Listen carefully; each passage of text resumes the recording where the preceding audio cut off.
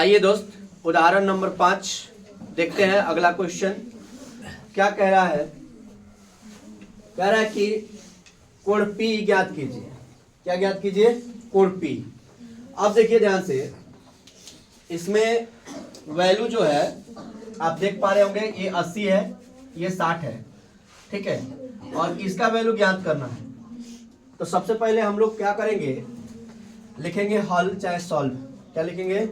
Solve, क्योंकि मान ज्ञात करना है तो यहाँ पर दिया है, सिद्ध करने वाला ये सब नहीं लिखा है, ठीक है। सॉल्व लिख दिए हैं, लिख रहा है कि त्रिभुज ABC तथा त्रिभुज PQR में, किसमें? त्रिभुज ABC और त्रिभुज PQR में।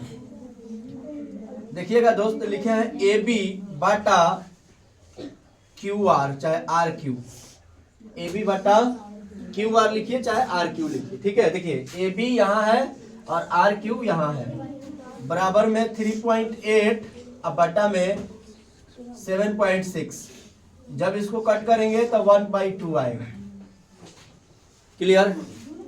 फिर आगे देखिए, लिख रहे हैं BC बटा PQ। BC बटा PQ, तो BC का वैल्यू कितना है? 6। PQ का वैल्यू कितना है? 12।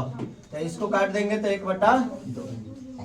उसके बाद हम लिख रहे हैं AC बटा क्या लिख रहे हैं? PR। AC बटा PR, तो 3√3 और 6√3।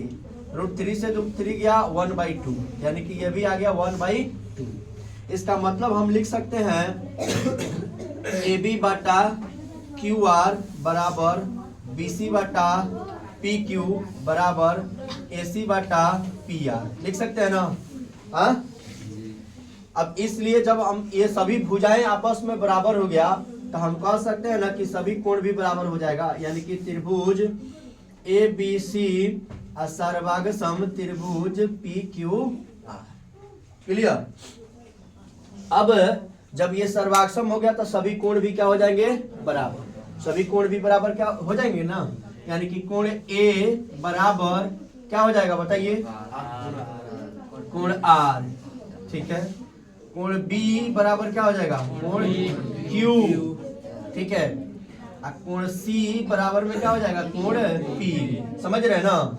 अब देखिए ई दोनों के बराबर में, देखिए A के बराबर में कितना दिया हुआ है? 80। तो R के बराबर में भी क्या हो जाएगा? 80। ध्यान दीजिए, B के बराबर में दिया हुआ है 60, तो Q के बराबर में भी कितना हो जाएगा? 60। समझ गए?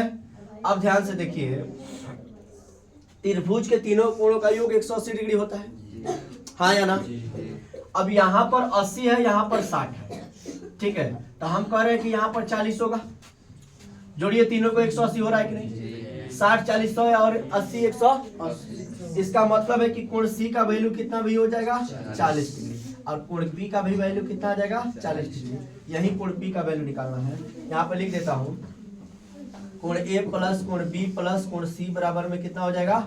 180 डिग्री। A का मान है 80 डिग्री, B का मान है 60 डिग्री, C का मान पता नहीं, ठीक है।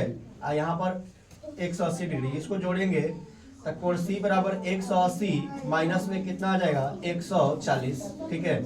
कोण C बराबर में कितना हो गया? 40। और यहाँ पर देखिए कोण C बराबर में कोण P है, इसीलिए P का मान भी कितना हो जाएगा? 40। क्लियर?